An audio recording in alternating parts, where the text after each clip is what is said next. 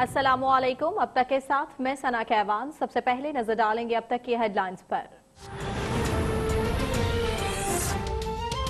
तहरीक इंसाफ के रुकन पंजाब असम्बली शाहीन रजा कोरोना का शिकार होकर चल बसी। शाहीन रजा 17 मई को कोरोना की तस्दीक के बाद मेयो हॉस्पिटल लाहौर में जेर इलाज थी। वजीर आजम इमरान खान और वजीर आला पंजाब उस्मान बुज़दार का शाहीन रजा के इंतकाल पर इजहार ताज़ियत।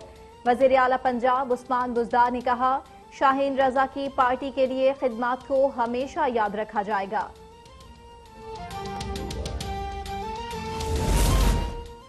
आवाम की बेएहतियाती के बायस कोरोना वायरस तेजी से फैलने लगा। मुल्क में कोरोना से एक दिन में रिकॉर्ड 46 अफराद जान बहक।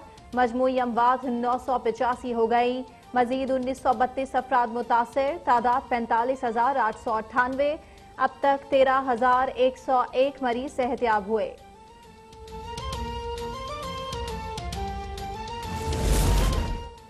मुल्क भर में 2 माह बाद ट्रेन का पहिया चल गया। कराची, लाहौर, रावलपिंडी और पेशावर से ट्रेनें चल पड़ी।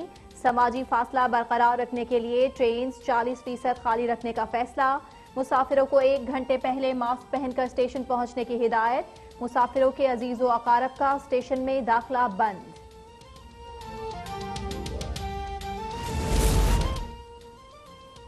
पाकिस्तान के लिए एक और एजाज। वजीर आजम इमरान खान आज वीडियो लिंक के जरिए वर्ल्ड इकोनॉमिक फोरम का इजलास की सदारत करेंगे। इजलास की सदारत किसी भी पाकिस्तानी वजीर आजम को पहली मरतबा सौंपी गई। वजीर आजम कोरोना की सूरत हाल पर दुनिया भर के सरबराहान मुमलिकत और आलमी रहनुमाओं को एतमाद मिलेंगे।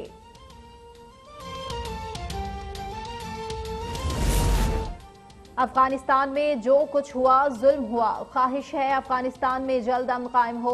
सदर मुमलिकत आरिफ अलवी का तकरीब से खिताब। कहा, पाकिस्तान बिरादर मुल्क अफगानिस्तान के साथ बेहतर ताल्लुकात के ख्वाहां है।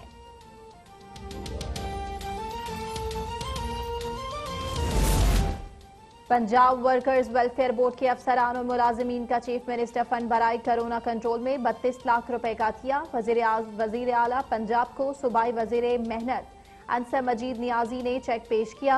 वजीर आला उस्मान बुज़दार ने कहा, कोरोना से निमटने के लिए मुआशरे के हर तबके पर जिम्मेदारी आयद होती है। पंजाब वर्कर्स वेलफेयर बोर्ड के अमले का जज्बा काबिल तहसीन है।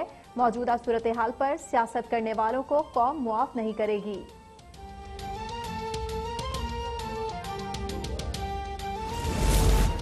मुशीर खजाना हफीज शेख की जेर सदारत ECC का इजलास आज होगा। इजलास में इस्तेदाद गुर्बत और समाजी तहफ़्फ़ुज़ पैकेज 2020 की मंजूरी दी जाएगी। वजारत IT की पाकिस्तान में स्मार्टफोन तैयार करने की इजाजत देने से मुताल्लिक समरी समेत 10 नुकाती एजेंडे पर गौर होगा।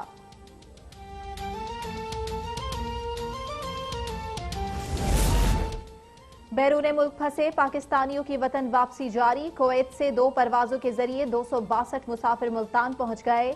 एक मुसाफिर निश्तर हॉस्पिटल मुंतकिल। दीगर मुसाफिरों को होटल्स और करंटीना मराकज पहुंचा दिया गया।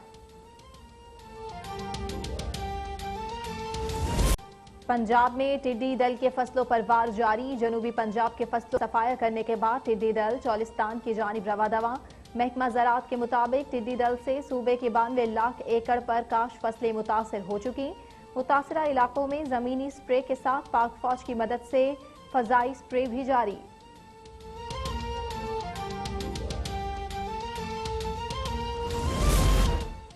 LNG केस के ज़िमनी रेफरेंस की तहकीकात का मामला। साबिक वजीर खजाना मिफ्ता इस्माइल आज नैब में पेश नहीं हुए। वकील के जरिए सवालनामा वसूल कर लिया। 2 हफ्तों में जवाब जमा कराने की हिदायत।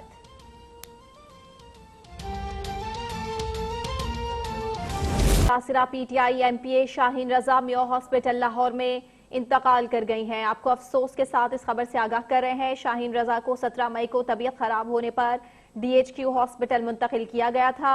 मजीद शान बेग से जानेंगे। शान बेग मजीद बताएगा। जी बिल्कुल, PTI की MPA मैडम शाहीन रजा जो है वो मेयो अस्पताल लाहौर में इंतकाल कर गई हैं, जबकि डिप्टी कमिश्नर दफ्तर ने जो है वो शाहीन रजा की इंतकाल की तस्दीक कर दी है। शाहीन रजा को 17 मई को तबीयत खराब होने पर DHQ अस्पताल में मुंतकिल किया गया था, जबकि डिप्टी कमिश्नर के मुताबिक जो है वो शाहीन रजा में कोरोना वायरस की तस्दीक हुई थी। जबकि DHQ हॉस्पिटल में शाहीन रजा को रात को जो है वो लाहौर रेफर किया गया था। मेयो हॉस्पिटल में शाहीन रजा को वेंटिलेटर पर रखा गया था, जबकि मरहूमा की तस्लीम जो है वो मकामी कब्रिस्तान में की जाएगी। शान बेग, बहुत शुक्रिया आपने अपडेट किया।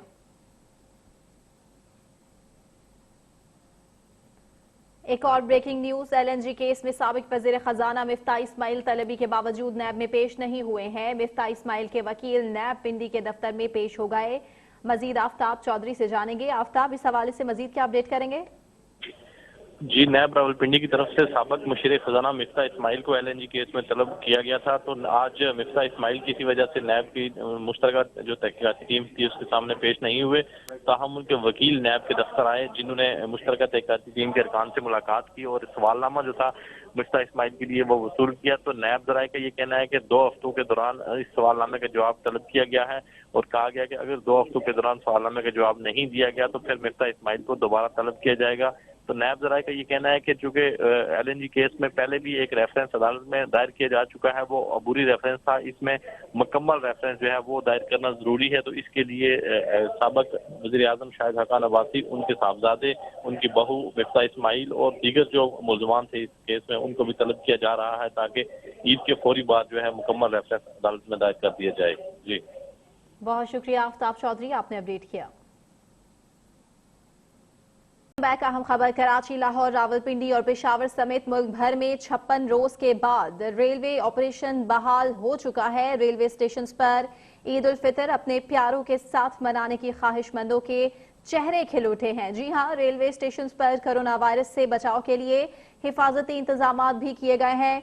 गुंजाइश से 40% कम और ऑनलाइन बुकिंग कराने वाले मुसाफिरों को सफर की इजाजत मिल चुकी है। जी हां, जिस दिन का इंतजार था कि रेलवे खुल जाए और लोग अपने प्यारों के पास जा सके, ईद मनाने के लिए वो दिन आ चुका है। कराची, लाहौर, रावलपिंडी और पेशावर समेत मुल्क भर में 56 रोज के बाद रेलवे ऑपरेशन बहाल हो चुका है। इसी तमाम तर सूरत हाल को जानने के लिए हम कराची के रेलवे स्टेशन पर बात करेंगे। सबसे पहले कराची की शफकत अजीज हमें अपडेट करेंगे, जबकि लाहौर रेलवे स्टेशन पर मौजूद हैं इम्तियाज अली, वो भी हमें अपडेट करेंगे। सबसे पहले कराची का ही रुख कर लेते हैं, शफकत अजीज से जानेंगे। शफकत अजीज, आप बताइएगा कि इस वक्त क्या एक्सप्रेशंस हैं, क्या जज्बात हैं इस वक्त मुसाफिरों के? जी बिल्कुल सर, मैं कराची कैंट स्टेशन पर मौजूद हूँ और आज 56 रोज़ के बाद पहली जो ट्रेन थी आवाम एक्सप्रेस वो रवाना हो चुकी है। तकरीबन 460 मुसाफिरों को लेकर ये ट्रेन जो है वो पेशावर की रवाना हुई है।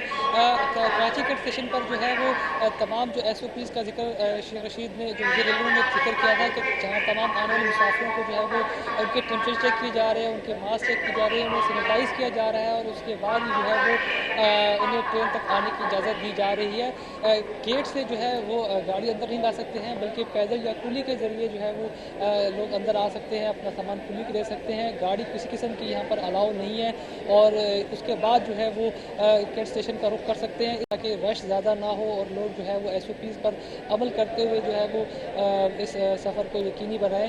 इसके साथ अगर पता चलूँ कि जो रेलवे ने बुकिंग की है वो भी 60% ऑक्यूपेंसी पर की है, यानी कि 6 सीटें हैं तो उसमें से 4 लोग सफ़र कर सकते हैं, तो उन्हें खाली छोड़ दिया ताकि समाजी फासला भी बरकरार रहे और लोगों को भी किसी किस्म का जो है वो मुश्किल सामना ना हो।